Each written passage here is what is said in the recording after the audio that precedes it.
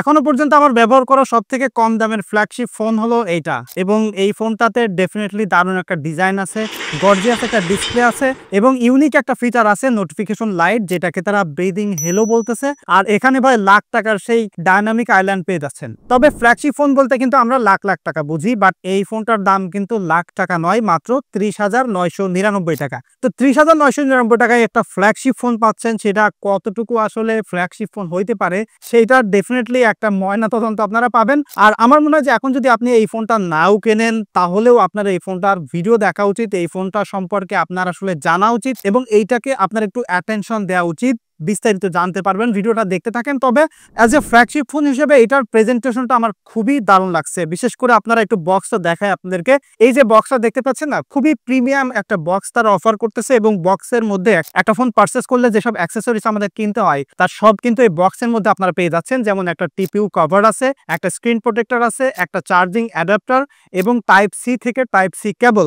So একটা phone কিনলে নতুন করে আপনারা কিছু কেনা লাগতেছে না, তার জন্য আমি বলতেছিলাম যে এটার প্রেজেন্টেশনটা অ্যামেজিং আছে এবং বাই দিস টাইম আপনারা অলরেডি বুঝে ফেলছেন এটা কিন্তু ওয়ালটনের একটা স্মার্টফোনের কথা বলতেছে, যেটার এক্সাক্ট মডেল হইলো ওয়ালটন জেনন X91। এটা হচ্ছে তাদের একদম latest flagship phone. So as a দেশি ব্র্যান্ড হিসেবে কতটুকু আসলে ফ্ল্যাগশিপ ক্যাটাগরিতে যাইতে পারছে সেটার বিস্তারিত যদি আমি বলি, প্রথমে ডিজাইনে আসতে চাই। এটা যে ডিজাইনটা আছে সেটা সাবজেক্টিভ, অনেক সময় আপনাকে এক ডিজাইন পছন্দ করে আবার কারোর কাছে খারাপ লাগতে পারে। তবে আমার কাছে মনে হয় যে most of the people like এইটা দেখলে তাদের ডিজাইনটা ভালো লাগবে। যে ব্যাক প্লাস্টিক ফিনিশটা দেখতে পাচ্ছেন, এটা একটা টেক্সচার ফিনিশ আছে, যখন লাইটের সাথে এরকম ঘোরাবেন একটা ডিফারেন্ট শেড এখানে ক্রিয়েট করে এবং দারুণ যে ক্যামেরা বামটা দেখতে পাচ্ছেন, বিগার বাট খুব বেশি আসলে টলার না, এবং এই যে ক্যামেরা বামটা দেখতে পাচ্ছেন আমার মনে হয় যে অনেকের কাছে এটা পরিচিত মনে হইতে পারে। তবে ডিজাইনের সাথে এটা খুব সুন্দরভাবে আসলে ব্যালেন্সড হয়েছে, খুব সিমেট্রিক্যালি বসানো। আমার কাছে মনে হয় যে এটা খুবই ওয়েল এক্সিকিউটেড একটা ফোন এবং কার্ভ ডিসপ্লে হওয়ার কারণে ফোনটা হাতের মধ্যে ধরে খুবই কম্প্যাক্ট এবং খুবই কমফোর্টেবল একটা ফিল আপনি পাবেন।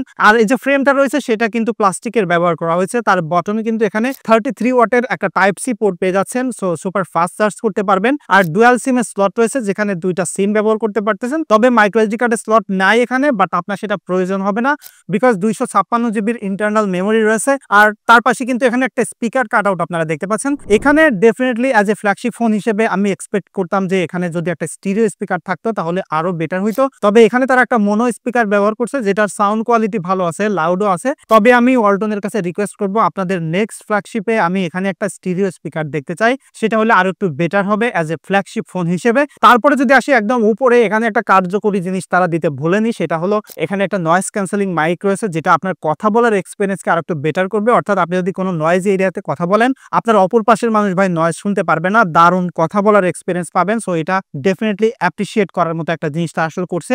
আর ক্যামেরা বাম্পের এখানে 3টা ক্যামেরা সেন্সর, এটার বিস্তারিত আমি ক্যামেরা সেগমেন্টে বলতেছি। তবে পাশে যে নোটিফিকেশন লাইটটা আছে সেটা আমার কাছে খুব ইন্টারেস্টিং লাগছে। এটা চার্জ দিলে বা কোনো মেসেজ আসলে জ্বলে উঠবে এবং এটাকে তারা বলতেছে যে ব্রিদিং হেলো লাইট। এটা তারা অপারেটিং সিস্টেমের সাথে ভালো ইন্টিগ্রেট করতে পারছে এবং সামনে যে ডিসপ্লেটা রয়েছে সেটাই এই ফোনটার আমার সবথেকে বেশি ভালো লাগছে। একটা ফোনের ডিসপ্লে খুবই গুরুত্বপূর্ণ, কারণ এখন আমরা ফোন কিনলে মিডিয়া কনজিউম করি, সোশ্যাল মিডিয়া ব্রাউজ করি বা গেমিং করি, যাই করি না কেন ডিসপ্লেটার দিকেই কিন্তু তাকায় থাকি। সো ডিসপ্লেটা ভালো হওয়া দরকার। সো এখানে তারা ব্যবহার করছে 6.7 ইঞ্চির একটা 3D কার্ভ অ্যামোলেড ডিসপ্লে, যেখানে কিন্তু 120 হার্জের রিফ্রেশ রেট রয়েছে। আর তারপরে বড় ব্যাপার হলো এখানে কিন্তু 360 হার্জের টাচ স্যাম্পলিং রেট রয়েছে, যে কারণে ডিসপ্লেটা ডেইলি লাইফে ব্যবহার করতে গেলে আপনি দেখবেন যে খুবই রেসপন্সিভ এবং টাচ করলেই খুব ভালোভাবে কাজ করে। সো ডিসপ্লেটার এক্সপিরিয়েন্স ভালো আছে। আর যে কালার আছে সেটা খুবই ভালো, মানে ভেরি কালারফুল অ্যামোলেড ডিসপ্লে হওয়ার কারণে। আর যে ব্রাইটনেস আছে সেটাও আপনি যে কোনো লাইটিং কন্ডিশনে আসলে ব্যবহার করতে পারবেন। সো মিডিয়া এনজয় করেন আর গেমিং করেন, ডিসপ্লেটা আপনি এনজয় করবেন। আর কার্ভ ডিসপ্লে আছে, সো যে কারণে অনেকে আসলে প্রিমিয়াম সেগমেন্ট হিসেবে কিন্তু এটাকে প্রেফার করে। এবং এখানে কিন্তু ছোট একটা ক্যামেরা কাট আউট আপনারা দেখতে পাচ্ছেন, যেটাতে 32 মেগাপিক্সেল একটা সেন্সর রয়েছে এবং এখানে কিন্তু ফেস লকও সাপোর্ট করে। আর নিচে কিন্তু এখানে একটা অপটিক্যাল ফিঙ্গারপ্রিন্ট সেন্সর রয়েছে, সো যেটা আপনারা নরমালি কাজকর্ম করতে গেলে আনলক করতে গেলে খুবই সিমলেসলি আনলক করতে পারবেন ফেস লক এবং ফিঙ্গারপ্রিন্ট মিলিয়ে। এবং এই ডিসপ্লেকে প্রোটেকশন করার জন্য তারা ড্রাগন ট্রেইল স্টার 2 গ্লাস ব্যবহার করছে। তো ডিসপ্লে সেগমেন্টটা ডেফিনেটলি বাজার সেগমেন্ট হিসেবে ফোনটাতে আমি আসলে ডিসঅ্যাপয়েন্ট হইনি। এখানে খুবই ভালো একটা এক্সপিরিয়েন্স আপনি পেয়ে যাবেন। এবং যদি পারফরমেন্সে আসি, অর্থাৎ ইন্টারনালে আসি, এই ফোনটাকে কিন্তু পাওয়ার করতেছে মিডিয়াটেকের একদম লেটেস্ট হেলিও G100 প্রসেসর। তার সাথে ভাই 12 জিবি র্যাম পেয়ার করতেছে, সেটা কিন্তু ভাই হিউজ একটা নাম্বার। এবং এর সাথে আরো 12 জিবি আপনারা ভার্চুয়াল করতে পারবেন। সো ওই ভার্চুয়াল গেমের কথা বাদ দিয়ে যদি জাস্ট 12 জিবির কথা বলি, সেটা কিন্তু ভাই মোর দ্যান ইনাফ র্যাম রয়েছে এবং 256 জিবির UFS 2.2 স্টোরেজ রয়েছে। সো প্লেন্টি অফ স্টোরেজ রয়েছে। এবং র্যাম আর প্রসেসর মিলিয়ে দুর্দান্ত একটা কম্বো এখানে রয়েছে। আর অ্যান্ড্রয়েড 14 রান করতেছে কাস্টম ইউআই, যেটাকে DDoS তারা বলতেছে। অ্যান্ড্রয়েড 15 পর্যন্ত আপনারা আপডেট পেয়ে যাবেন। সো আরো একটা বছর মেজর ওএস আপডেট আপনারা পাচ্ছেন। তবে ডেইলি লাইফে কাজকর্ম করতে গেলে এই ফোনটাও ভেরি স্মুথ এবং বেশ রেসপন্সিভ। লাইক সব ধরনের কাজকর্ম করার জন্য এটা খুবই ভালো পারফর্ম করবে। অর্থাৎ একটা ফ্ল্যাগশিপ ফোন আপনি বাজেট সেগমেন্ট যদি হিসেব করেন তাহলে ভেরি পাওয়ারফুল এবং ক্যাপাবল একটা ফোন এটা। এবং সোশ্যাল মিডিয়া ব্রাউজ করা, মুভি দেখা এবং গেমিং করতে গেলে দারুণ এনজয় করবেন, বিকজ ডিসপ্লেটাও খুবই সুন্দর আছে। এবং যারা গেমিং করতে চান তারাও কিন্তু দারুণ গেমিং করতে পারবেন, বিকজ আমি এটা পাবজি টেস্ট করে দেখছি, 1 ঘন্টায় মাত্র 11% ব্যাটারি ড্রেন করছে।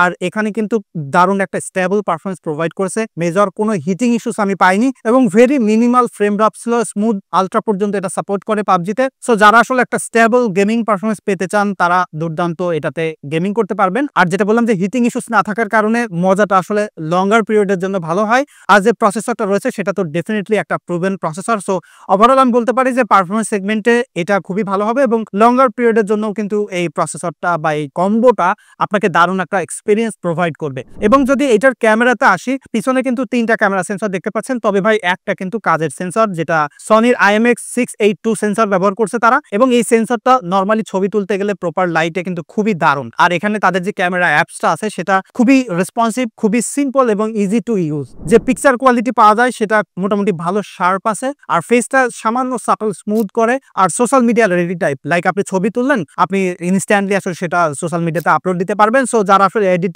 করতে চান না তাদের জন্য খুবই ভালো আছে। ডাইনামিক রেঞ্জও ভালো ক্যাপচার করতে পারে। তবে আমি দেখলাম যে এটার দুর্বলতা আছে, লো লাইটে গেলে বেশ খানিকটা নয়েজ প্রডিউস করে। তো আমার কাছে মনে হলো যদি এইটা আসলে সফটওয়্যারের মাধ্যমে ঠিক করতে চাই তারা চাইলেই করতে পারে, বিকজ এটা হার্ডওয়্যারটা খুবই ভালো আছে। সো আই হোপ যে অ্যান্ড্রয়েড 15 তারা এটা ফিক্স করবে, লাইক লো লাইটে যদি আরেকটু ইমপ্রুভ করা যায়। এখানে কিন্তু আপনারা চাইলে পোর্ট্রেটও তুলতে পারতেছেন, পোর্ট্রেটে এজ ডিটেকশন, ব্লার খুবই ভালো আছে।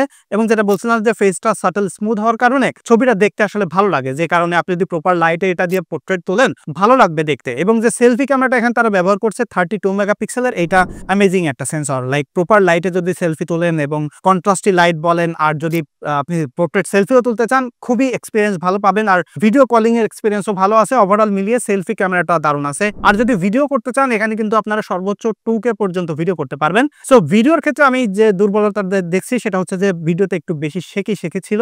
আর বাজেট সেগমেন্ট হিসেবে আসলে এখানে খুব বেশি যে ডিটেইল পাবেন তা নয়, কারণ এই বাজেট সেগমেন্টের ফোনগুলো আসলে যেরকম হয়ে থাকে সেই কোয়ালিটির। সো ভিডিওর ডিটেইল মোটামুটি ভালো আছে। আর সেলফিতেও কিন্তু আপনারা ভিডিও করতে পারতেছেন। সো ওভারঅল মিলে বলতে পারি আপনি যদি ডেইলি আপনার মেমোরিজ গুলো সেভ করে রাখতে চান তাহলে ডেফিনেটলি একটা ভালো এক্সপিরিয়েন্স পাবেন। সো সব মিলিয়ে ক্যামেরা সেটআপে যেটা বলতে পারি যে বাজেট সেগমেন্টে ঠিক আছে। যদি নাইট মোডে একটু ইমপ্রুভ করা যায় তাহলে ওভারঅল মোটামুটি কমপ্লিট ব্যালেন্সড একটা প্যাকেজ আপনারা পেয়ে যাবেন। আর যদি এই ফোনটার ব্যাটারিতে আসি, সেই জায়গায় মূলত এখানে চমকটা তারা দিয়েছে।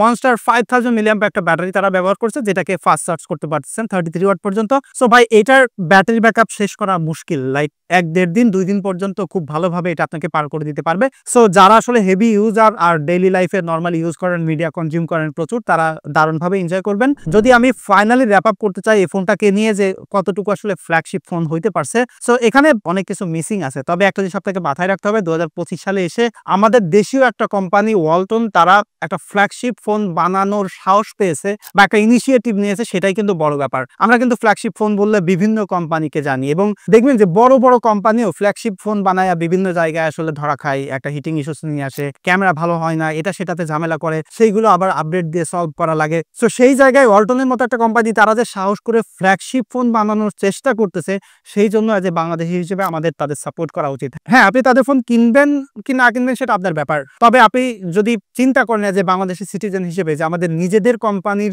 নিজেদের দেশের একটা ফোন আসলে ফ্ল্যাগশিপ ফোন হচ্ছে, বা যদি আমরা অন্যান্য কোম্পানির ফোন বা অন্যান্য দেশের ফোনের মতো নিজেদের ফোন ব্যবহার করতে পারি, আর এখানে তারা যদি ইন্টারন্যাশনাল ব্র্যান্ডের সাথে আসলে কম্পিট করার ক্যাপাবিলিটি অর্জন করতে পারে, সেটা কিন্তু ভাই ডেফিনেটলি আমাদের মানে সবার জন্য আসলে গর্বের। সো সেই জায়গা থেকে আমি জানি এখানে অনেক কম্প্রোমাইজ আছে এবং যারা ভিডিও দেখতেছেন তারাও কম বেশি বুঝেন অ্যাজ এ ফ্ল্যাগশিপ ফোন হিসেবে বেশ কিছু কম্প্রোমাইজ আছে, বাট আই হোপ তারা এটা আসলে রিকভারি করতে পারবে এবং তার জন্য আমাদের সাপোর্ট দরকার ডেফিনেটলি। সো আমার মনে হয় যে সবাই এই ব্যাপারটা আসলে কনসিডার করবেন। আর ফোন যদি ভালো লাগে বা কোনো কিছু ভালো লাগলো না, আর কেউ যদি অল্টারনেট ফোন ব্যবহার করেন বা কোনো মেমোরিজ যদি অল্টারনেট কোনো প্রোডাক্টের সাথে আপনার থেকে থাকে, সো সেটা ডেফিনেটলি কমেন্ট করে জানাইতে পারেন।